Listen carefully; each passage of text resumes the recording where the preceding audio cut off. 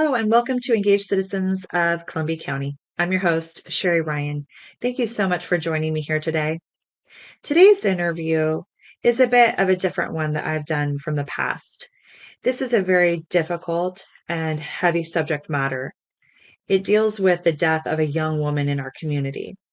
As residents of Columbia County, you've most likely heard of Sarah Zuber. She was found deceased on the side of the road on March 13th, 2019, just 350 feet from her family home on Neer City Road in Rainier, Oregon. And the most tragic part of this, besides her death, is that it still remains a mystery as to what happened. All the circumstances surrounding her death still remain a mystery. Recently, I had the absolute honor of meeting with and speaking with Sarah's mother, Rebecca Zuber. She agreed to share her story here with you all, the story of Sarah's life and her untimely, tragic death. Rebecca hopes that in sharing her story here with you all in our community, that the truth will be found out and that her and her family, their loved ones, and our community will see justice prevail for this young woman. So I say, Rebecca, thank you and bless you for you and your family's bravery and perseverance. All of us are here for you, and we stand with you as we all seek the truth. So let's listen and hear about Sarah's life. Can you tell us a little bit about your daughter, Sarah? Well, where do I even begin?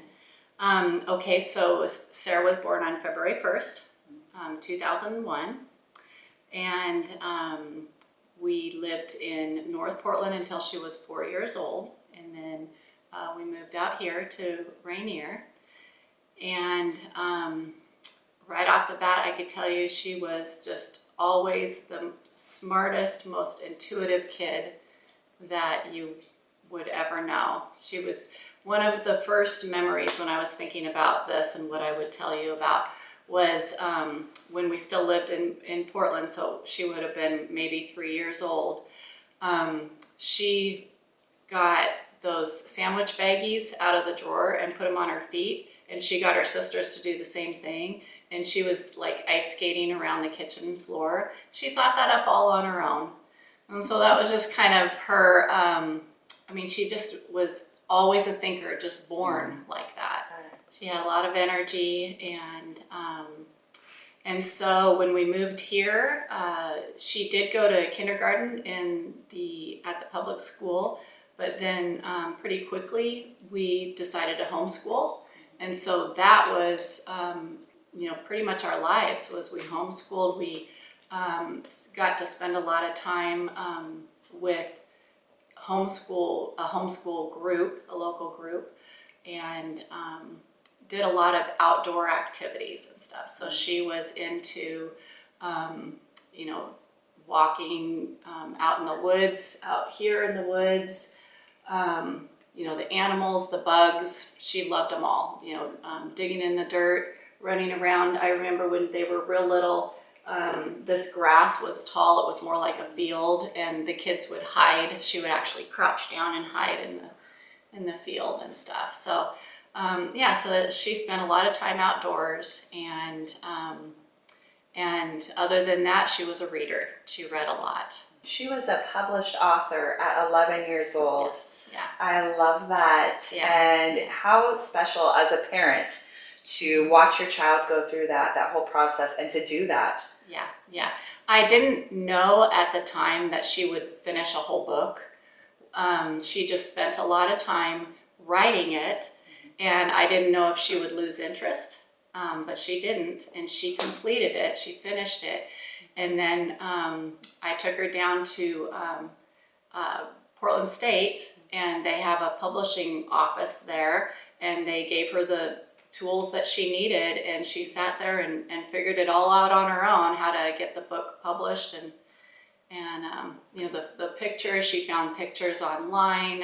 Everything that goes into actually making a book. There's one thing writing a story, but all the other things that go with it, She did that all on her own. Yeah, she definitely did it all on her own. I took her there, but that was basically it.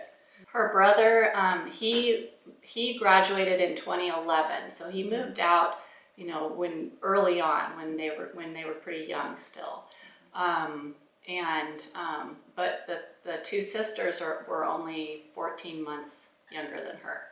So the three of them did everything together, and as homeschoolers, we all just did. Well, close is, wouldn't be the word that they would use for it, more like fighting and, very active and very, I don't know, just typical sibling. Yes, yeah. But they did do everything together, I mean, they did the 4-H together. We all did the field trips together, Another thing that we did was the Meals on Wheels when they were young. And so Sarah she had a heart for other people right away. And I think that would be something that I would want people to know, is that she was a whole year when she made up puns. I can't even think of one pun right now, but like all year long, like she could think of puns every day, all the time, every day. It was crazy. And we would laugh and make fun of her. And she, I don't know, she was just amazingly smart,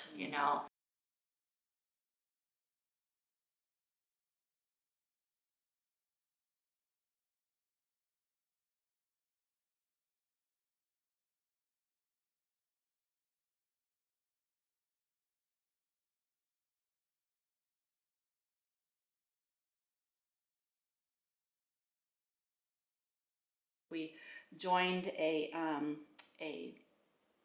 poetry club, I guess it was, and we went to this. We everybody entered their poetry, and she won a prize, and she had also won a prize through the newspaper also for haiku that she did one time also. But I wanted to read this to you because I found this also, and I thought it was so. I don't know, ironic or just beautiful. And let's see here. So this was from, now we called this Neer City School because that's where we live, but that's what we called it also. Sarah was in the 8th grade. Sarah Zuber. Okay, it says, and this is her poem that she won. Now it is winter, sunlight filtering through the trees. The air is chill, frozen like the earth below. The leaves shower down, landing where they wish. The sun is stubborn, warding off snow. I walk through the forest, searching for something unreachable, yes, almost touching. I finally pause, lying down in the moss, watching ravens play tag, chasing each other through the canopy. Listening to their cries, I close my eyes to fall asleep beneath the branches. When I awake, the snow is falling.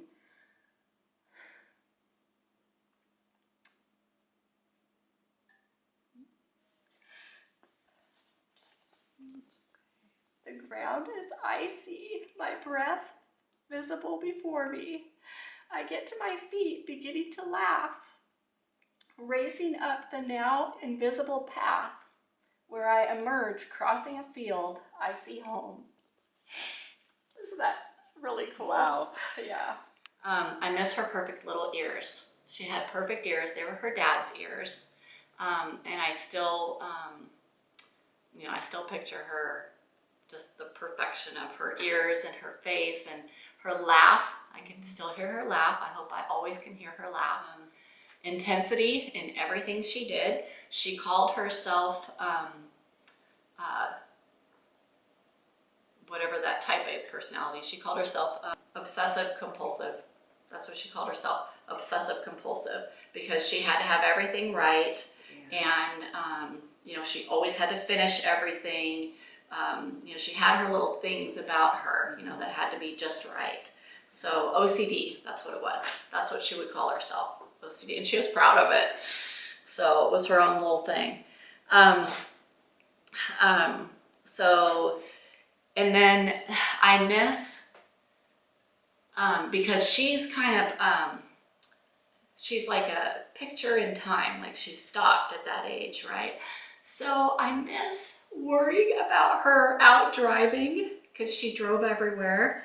Um, and and then the last thing was that I miss that there were things about her that I would recognize she would do or say something, and it was just like me.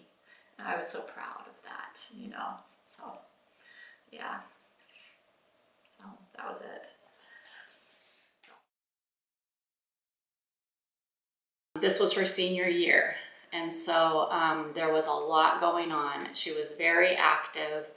Um, we had gone to tour different colleges, and she put in her. She finally chose. She didn't really want to go to college, actually, to start with, but I kept encouraging her, and so she did on her own. She chose. I don't know. There was probably 4 or 5, a handful of colleges that she did her own application, and everything was accepted to every single one of them. Had scholarships. I mean, I knew she would because she was so not just smart, but very organized, Capable. and, and capable. So, so she had accepted her. She was going to go to University of Portland. That's it. And I remember a week before, she decided on her own that she wanted to drive out there and check out the campus and check out the neighborhood. And it actually is the neighborhood that she was born in. That was where we were for the first 4 years of her life. So she was checking out all the like the park that we had gone to and the house that we lived in, but also just the whole area where she would be. And I remember it so well because she wanted to go by herself. This was something that she wanted to do on her own because she wanted to be able to stop at whatever place she wanted to and stay for as long as possible, hang out, you know, if it was a coffee shop or whatever. And when she came home, she was so happy, and and it had turned out to be a beautiful sunny day, and she told us, you know, it was like one of the best days of her life, she said. Yeah. So I'll remember that day. I remember it was on a Tuesday, and it was March 12th. And we actually, the last time that I actually was with her, we sat on the couch there and we watched a movie and had lunch together. And I don't even remember what the movie was. I know it was some dumb chick flick movie. But we sat and watched the movie together, had our lunch, and her cat, who she loved, sat in between us. And I remember that at one point in time she said, I just love him so much. Yeah, and I remember that. And so it was close to 3 o'clock. Randy had come home, her dad had come home from work, and we were, you know, trying to hush him so we could watch the very end of the movie. The very end of the movie comes, and then we're all hectic trying to get ready to go. Sarah had to get ready to go to work. I was getting ready to go. I was working out in Mist. I was taking care of a gentleman out there. So I was, I remember this so well because this was another one of those blessings from God, because I had to come back. I went out to the car and I had to come back in the house like at least 2 times because I forgot something. Yeah. And each time I came back into the house, I gave her a hug goodbye. And it was normal for me to hug her goodbye. I'm a very huggy person. But just the fact that I think I probably got to give her 3 hugs goodbye. And so I totally think that was a God thing. I just kept having to come in the house for some dumb reason. And I'm like, okay, goodbye, I gotta go, you know, and give her a hug and then leave. And so anyway, so it was a very good last memory of that was the last time that I saw her. And so that was on Tuesday, and she went to work.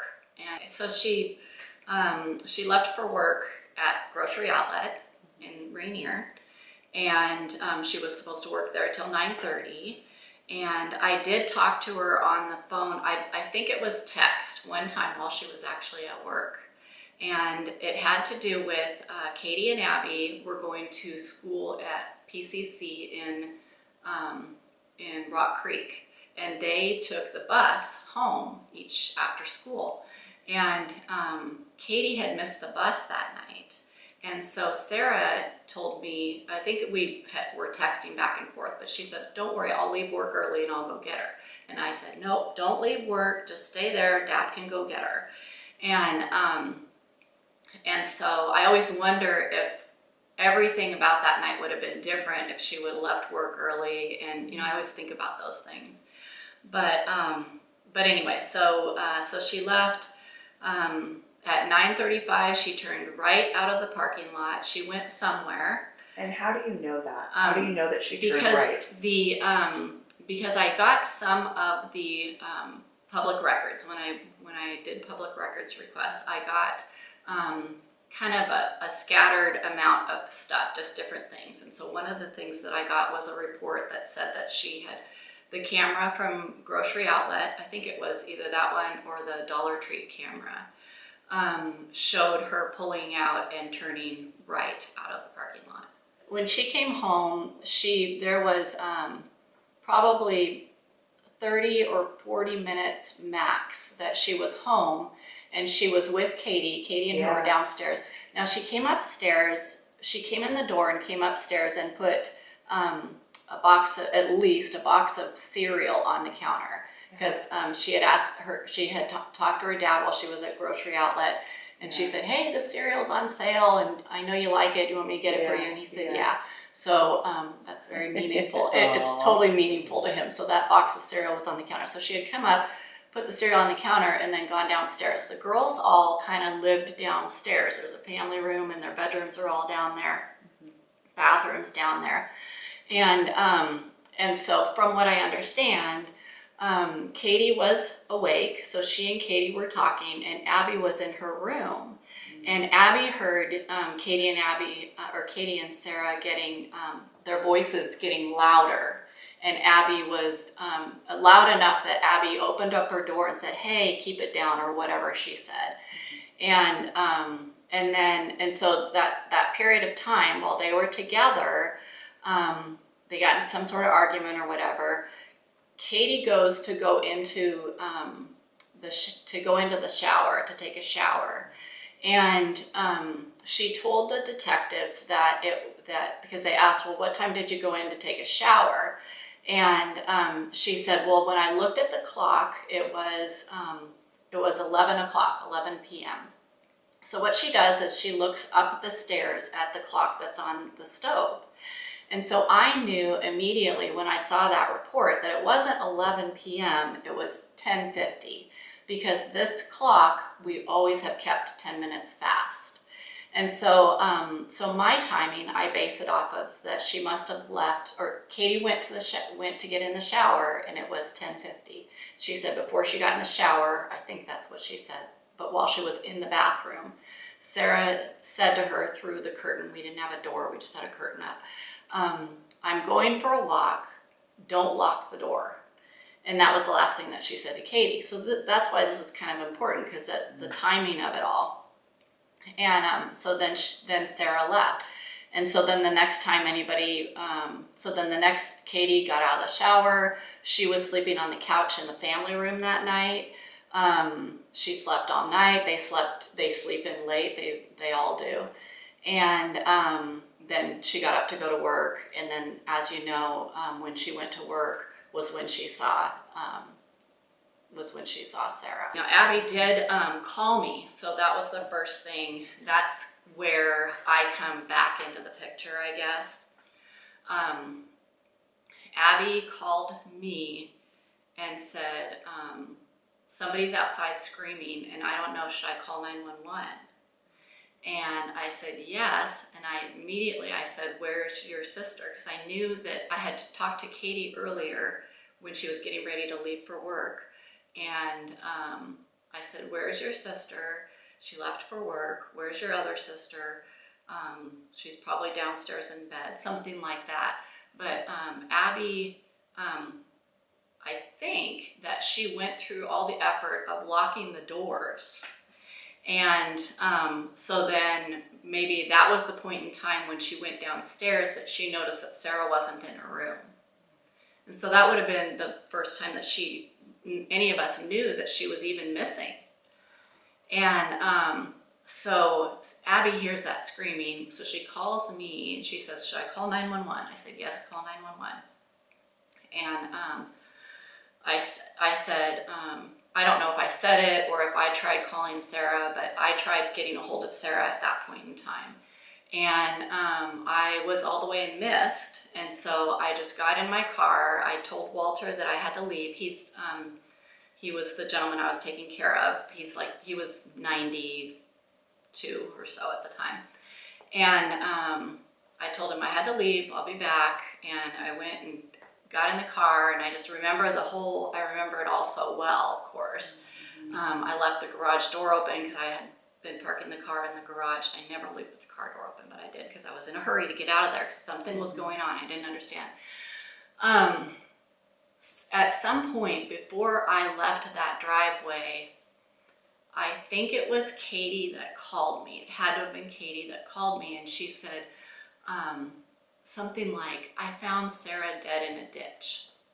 Just like that, something like that. I mean, she was crying and hysterical, and I couldn't understand. And I said, I'm trying to find, so I start trying to call Sarah, and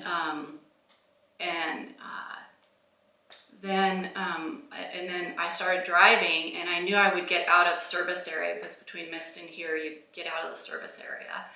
And I called my pastor's wife and I said, please pray. Something happened to Sarah. I knew something happened to Sarah at that point. And then I called Randy and I told him, and I feel horrible about this, but I said, you need to come home now. Something happened to Sarah. Something's going on. Something happened to Sarah. And then I hung up and I just drove and I prayed the whole way here. I just prayed and prayed. And I just, there's a lot of log trucks that drive that area. And I drove the back way through Fern Hill and Apiary that way. And there was one of those log trucks, but it had all the like boards, like plywood boards or whatever. And it was in front of me, so I couldn't go very fast. And those are the windy roads, you can't get around them. And it was God protecting me is what it was, so I didn't go off a cliff or something, driving here. But yeah, anyway, so I drove here and I as I came down the hill, I don't know, the police or whoever stopped me there, and I just parked my car right there. And they led me, I was basically, let me see Sarah, where is she, And they led me over to the neighbor's house across the street, and that's where we were for probably 4 hours. They kept us there because they searched to this house. They basically ransacked. I don't know if they ransacked it, but they searched this whole house. Okay. So Neer City Road goes around the back way. It goes right down into Rainier. Okay. And at that time, Katie was working at the subway in Rainier. Okay.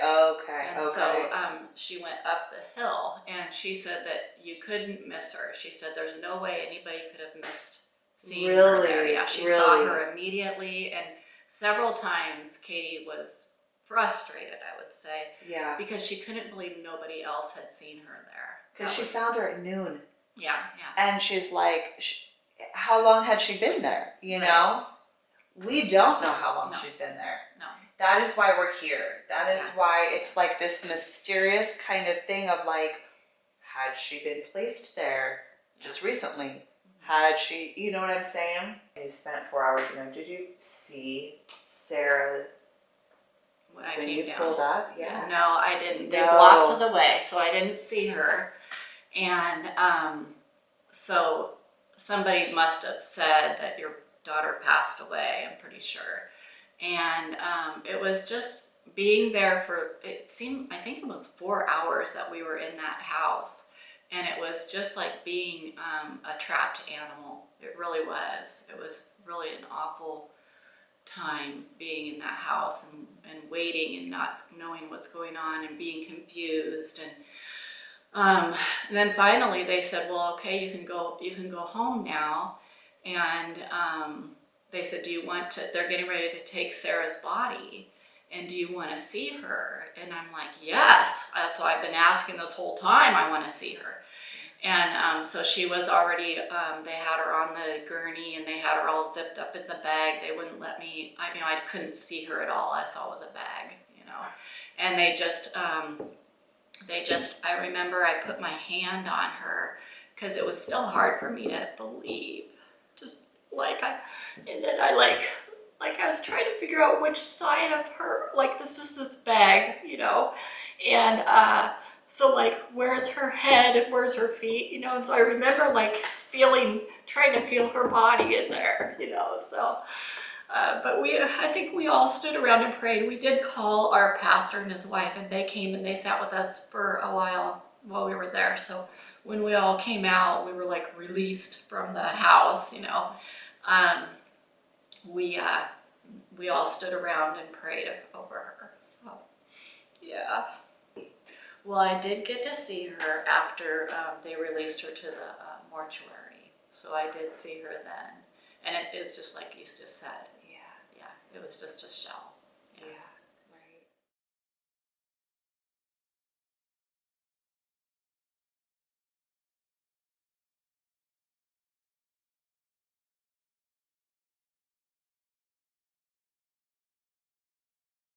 Most important, thank you for caring. I went years thinking it's too difficult to share with others. Not for me, but for them. Randy and I are surviving on the daily support and strength of the Holy Spirit of God alone. Without our faith that Sarah is alive and well in heaven and much better off than any of us here at this moment, we would not have even made it through those first few days. Sarah has several friends and family who love her so much, and hearing all these details is hard. But everyone has told me this is a good thing and to keep going. Don't give up. I do give up. I literally several times have had to just put the box in the closet. It can consume a person.